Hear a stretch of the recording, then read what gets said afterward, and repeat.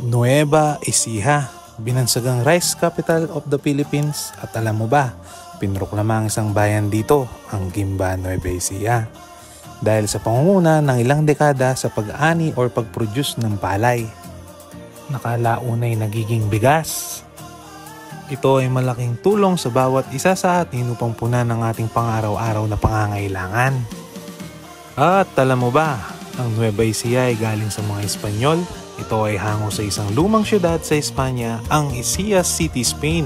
Sa makatuwid, ito ang bagong lungsod ng Ecija mula sa salitang Nueva or New. Ang lalawigan ng Nueva Ecija ay binubuo ng 27 munisipalidad at 5 mga lungsod. At sa araw na ito ay maglalakbay tayo sa dalawa sa pinakamagandang pasyalan dito, ang Gabaldon at Bungabon, Nueva Ecija. Kaya samahan nyo kami upang enjoyin ang walang katapusang magagandang tanawin dito. Kaya ano pang hinihintay mo? Tara! Ito po si Lakbay Kiko TV. Samahan nyo naman po kami sa panibagong ride adventure. Let's go!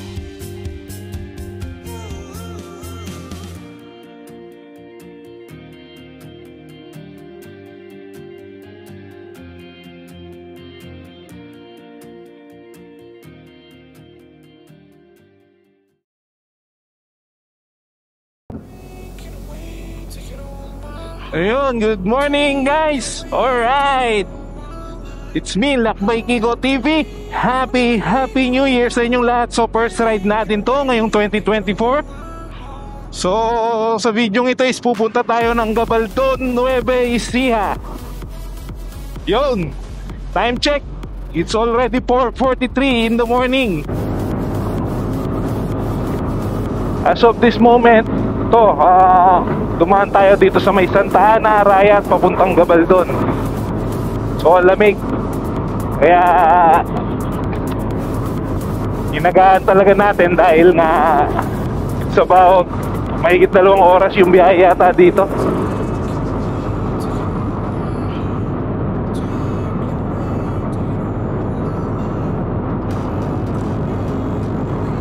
So samahan nyo ako sa video ito para tunghayan yung mga magagandang tanawin dito sa may Gabaldon.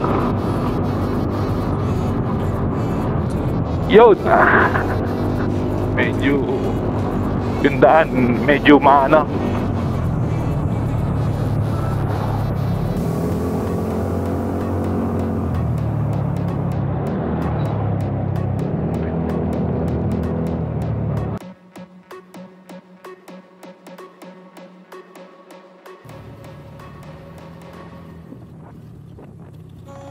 Yun!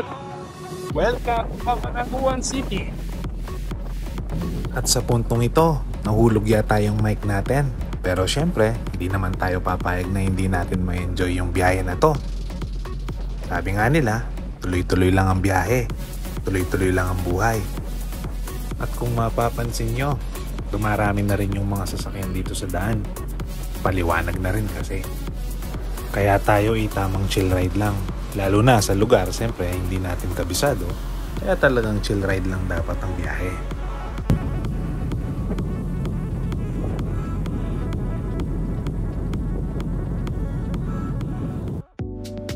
Sa oras na ito, hindi na namin kabisado yung daan. Kaya siyempre, si kaibigang Waze ang bahala dyan. Kaya tara, let's go! At ayun, nagkalituhan na. Si Google Map ang tinuturo, diretso. Si Waze naman, kanan. Talaga.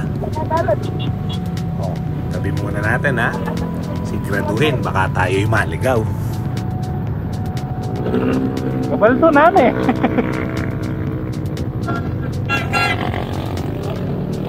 Kaya kayo worry.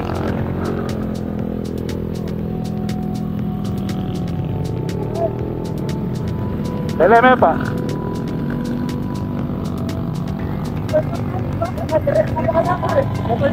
Gabaldon. Bungabon data yun, Iman. Bungabon data yun. Ha? Ini na mo, mga highway tapo. Bypass. Okay, bypass.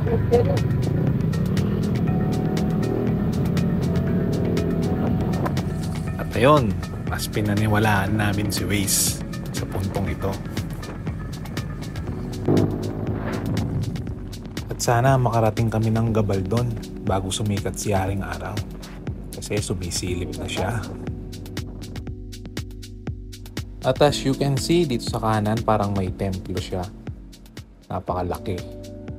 At may ginagawang tulay dito. Ang sa palagay ko ay sa karugtong to ng Silex, yung expressway na dadaan talaga ng Nueva Ecija. Uy, naman. Medyo rough road. Kakaliwa tayo dito. Papuntang bypass.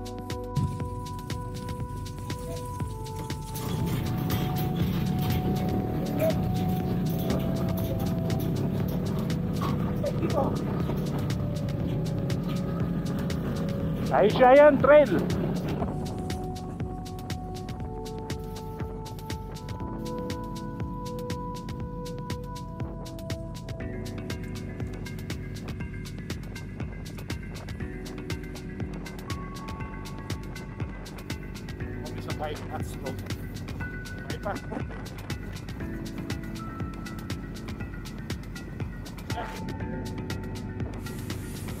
So ayan guys, kung mapapansin nyo, napakaluwag ng kalsada. So susubukan natin ng konti itong motor natin para at least makatipid tayo sa oras at ma-maximize natin itong daan. But still, hindi ko po rin recommend na magpatakbo ng mabilis.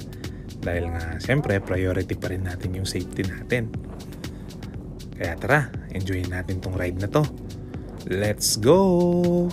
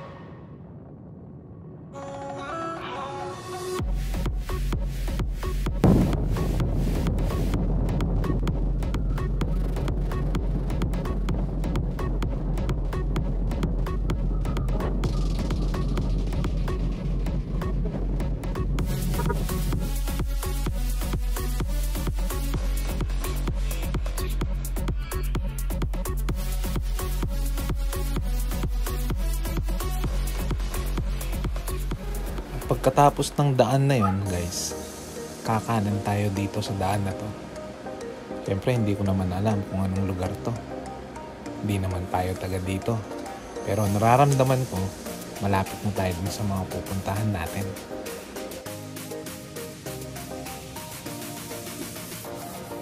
Grabe, dahil nga malapit na tayo sa mga bundok, napakasolid ng lamig dito. So yun, kanina nga dun sa bypass road, nasubukan natin yung motor natin.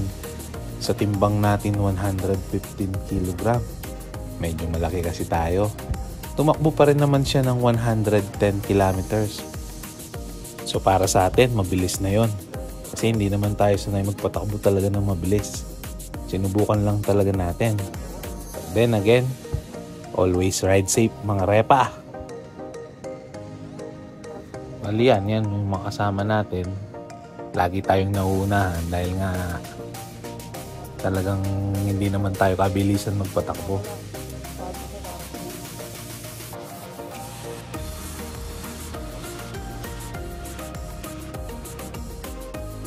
Ha? Ano?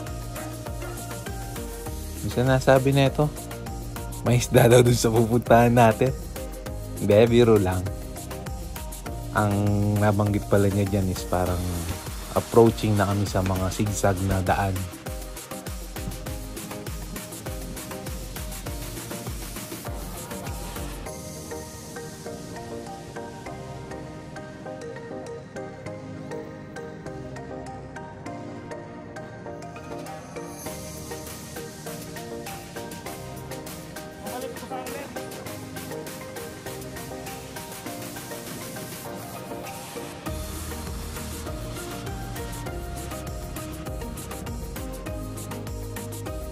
At ayan, as you can see, nagpalit tayo ng lens.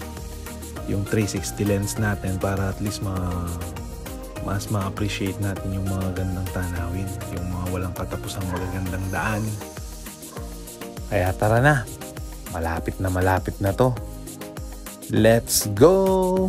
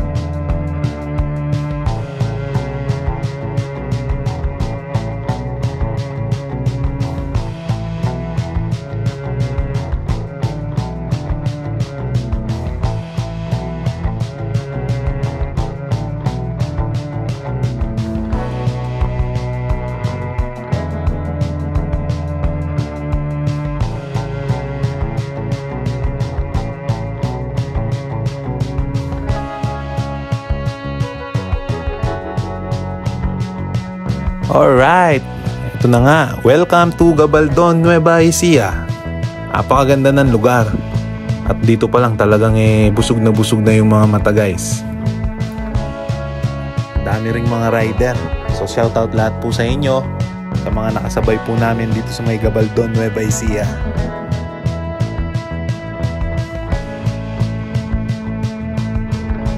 At syempre, ito pala yung daan na talagang binabalik-balikan lahat ng nagpupunta dito sa Gabaldon.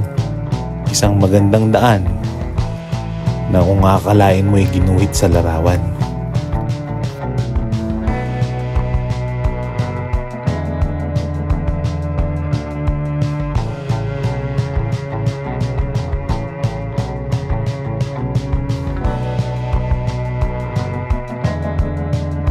At sa puntong ito is papunta na kami ng Bungabon, Nueva Ecija para maligo dun sa pinagmamalaki ng Bungabon na Labi River. So tara, enjoyin natin yung ride na to kahit medyo mainit na. Let's go!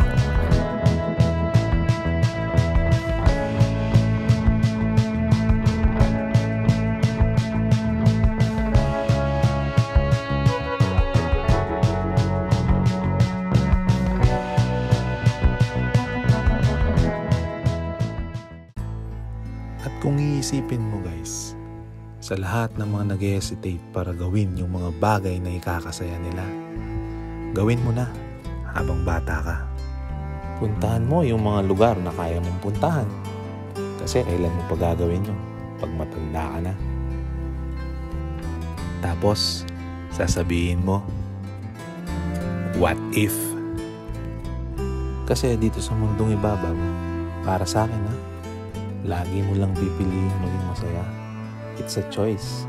Ngayon, kung nagkakamali ka man, kung nadapa ka man ng 5 beses, bumangon ka ng 10 beses. At lagi mo lang tatandaan na gaano man kahirap ang sitwasyon, it will change basta manalig ka lang sa taas. Kaya sa lahat ng mga nag-hesitate para gawin yung mga bagay na ikakasaya nila, shoutout sa inyong lahat. Yo!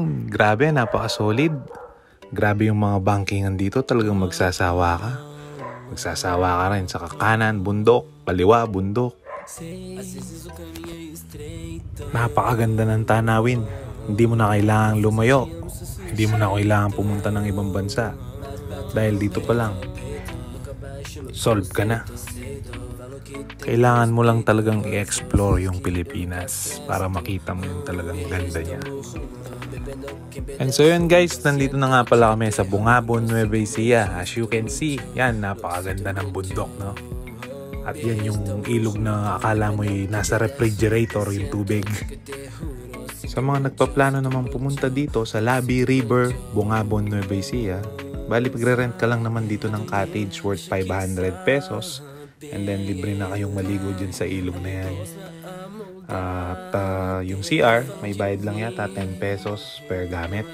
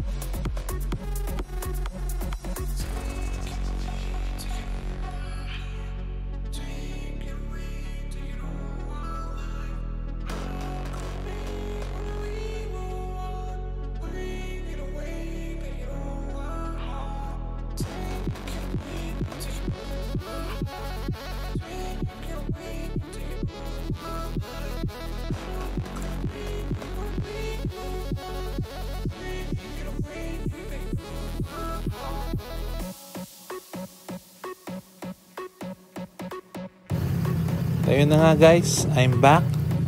Pauwi na kami.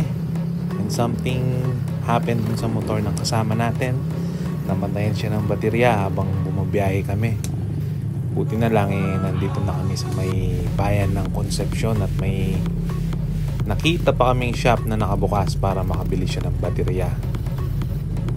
At yan guys, ginabi na nga kami sa pag-uwi. Muli po, ito po si Lakbay Kiko TV. Hanggang sa muli nating ride adventure. Bye bye!